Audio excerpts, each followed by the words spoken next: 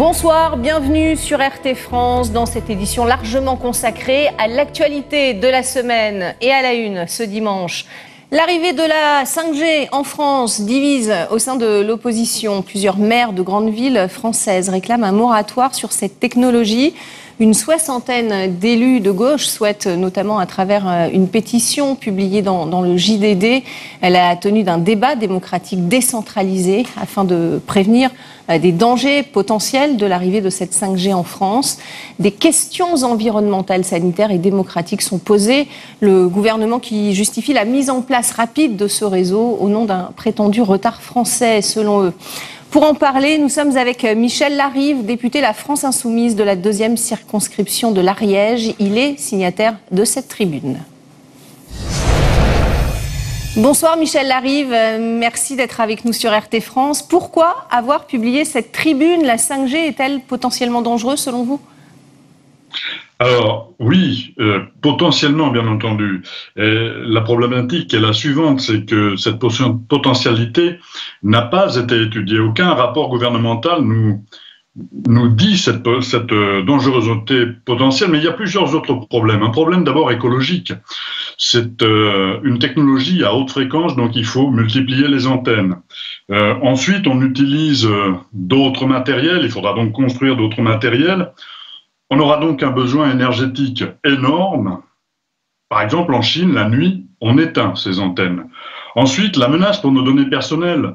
L'interconnexion fait que les États pourront avoir accès à nos données personnelles via d'autres applications. Les États, mais aussi de grandes multinationales comme les GAFAM.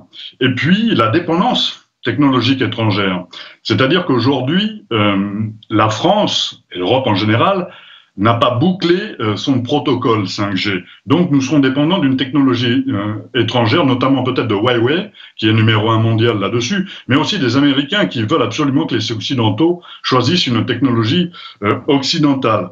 Et puis, il y a cet enjeu démocratique.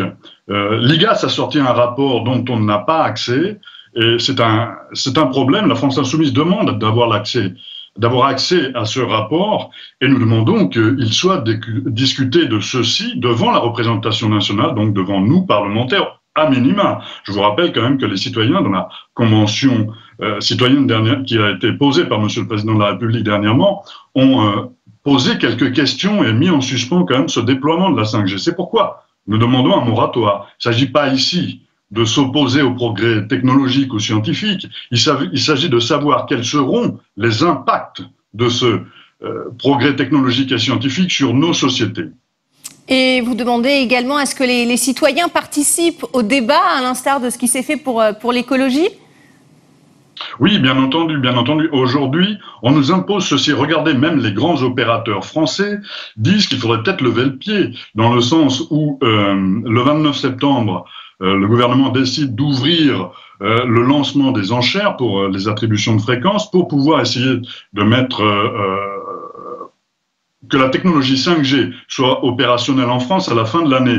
C'est très rapide. SFR, Bouygues et puis d'autres disent que c'est très rapide, que de toute manière ils pourront pas, même s'ils ont les fréquences, pouvoir suivre l'agenda gouvernemental. Alors moi je me pose quand même la question, pourquoi le gouvernement veut aller si vite? Nous avons des discussions avec nos partenaires allemands, nos partenaires européens sur cette problématique. Il faudrait peut-être attendre ces retours déjà et connaître un petit peu quel sera le plan de marche de cette technologie. Et je vous le rappelle, les impacts démocratiques, sociaux, de liberté et écologiques sur nos sociétés.